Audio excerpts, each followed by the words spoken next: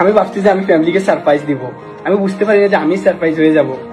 আর 5.5 বছর এই মালয়েশিয়ার প্রবাসে আমি বিদেশ করতেছি, 5.5 বছর, লাখ লাখ টাকা আমি দেশও দিছি। তো আমি টিকিট কাটছি, আমি ভাবছি যে ফ্যামিলিকে সারপ্রাইজ দিব। জুলাই মাসের 5 তারিখে আমি দেশে যাব, আগস্টের 9 তারিখে আমি ব্যাক করবো মালয়েশিয়া। এই যে আমার টিকিট দেখতে পারেন, এই যে আমি টিকিট অলরেডি কাটা ফেলছি। তো আমি আমার আব্বুকে কল দিছি যে আমি দেশে আসতেছি 1 মাসের ছুটিতে, টিকিট কাটার পর যে আমি সারপ্রাইজ দিব যে আমি টিকিট কেটে ফেলছি, আপনারা একটা গাড়ি ঠিক করেন, আমি দেশে আসতেছি। বলতেছে গালি দিয়ে যে তুই একটা খারাপ একটা গালি দিছে যে তুই দেশে এসে কি করবি। তো আমি ভাবছি যে মজা করতেছে আমার সাথে। তারপরে দেখতেছি আমার ফ্যামিলির সবাই আমাকে মানে চিল্লাইতেছে তুই দেশে এসে কি করবি, এখনো আমাদের 1-1.5 লাখ টাকা দেরেই আছে, তোর বোনকে বিয়ে দিছি, টাকা এগুলো কে শোধ করবো, তুই ফ্যামিলির জন্য কিছুই করতে পারছ না এখন পর্যন্ত, তুই দেশে আবার লাগে পাগল হয়ে রইছস। তো এদিক দিয়ে আমার বয়সে মোটামুটি 24 বছর হয়ে গেছে, আমি বিয়ে নিয়ে কোনো চিন্তা করি না। আমি অনেক কষ্ট হইতেছে মানে ফ্যামিলিকে ছাড়া থাকতে, তাদেরকে দেখার জন্য আমি দেশে যাওয়ার জন্য টিকিটটা কাটছি। আমার দেশে হয়তো আর ফিরে হবে না, আমি টিকিটটা ছিঁড়ে ফেলতেছি। এই দেখেন, এই যে টিকিটের ডেট, আমি টিকিটটা ছিঁড়ে ফেলতেছি। আমার কষ্ট হয়তো বা কেউ বুঝবে না, আর বুঝার দরকারও নাই। এই যে আমার পাসপোর্ট, এটা কালকে কোম্পানিকে জমা দিয়ে দিব। আবার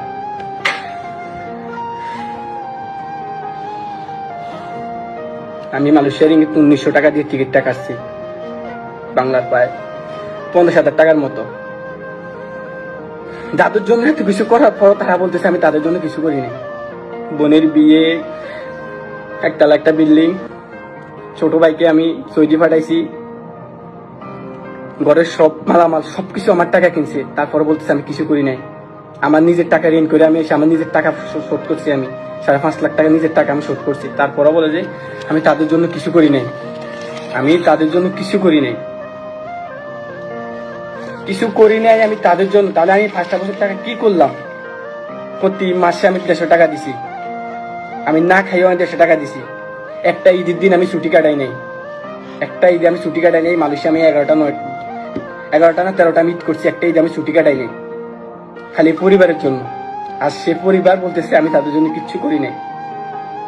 আমি 1 মাসে টাকা কম দিছিলাম, বলছিল যে তুই টাকা কি করস, তুই টাকা সবগুলো দেশে যাস না কেন। ওই মাসে আমার অসুস্থ ছিল, এই মাসের আগের মাসে আমি অসুস্থ ছিলাম, আমার প্রায় বাংলা টাকা প্রায় 14-15 হাজার টাকা আমার মানে খরচ হয়েছে আমার অসুস্থতার পিছনে। তারা বলতেছে যে তুই রাত্রেবেলা ঘুম যাস না ঠিক করে, তুই ডিউটিতে ঠিক করে যাস না, এইভাবে কি বিদেশ চলে। মানে আমার ফিলিংটা, আমার কষ্টটা, আমার মনে ফিলিংসটা তারা একটা আবার বুঝে নাই। আর এখন আমি 5 বছর পর আমি দেশে যাওয়ার জন্য টিকিট কাটছি, তারা বলতেছে আমি দেশে যাই কি করবো। আসলে প্রবাসীদেরকে কেউ বুঝে না, কার জন্য এত কষ্ট করছি, কার জন্য এত কষ্ট করছি।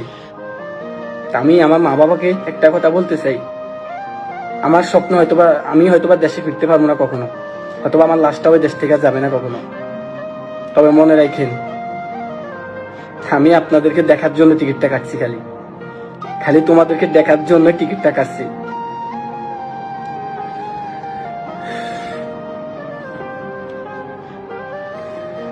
আমার কিছু আর বলার নেই।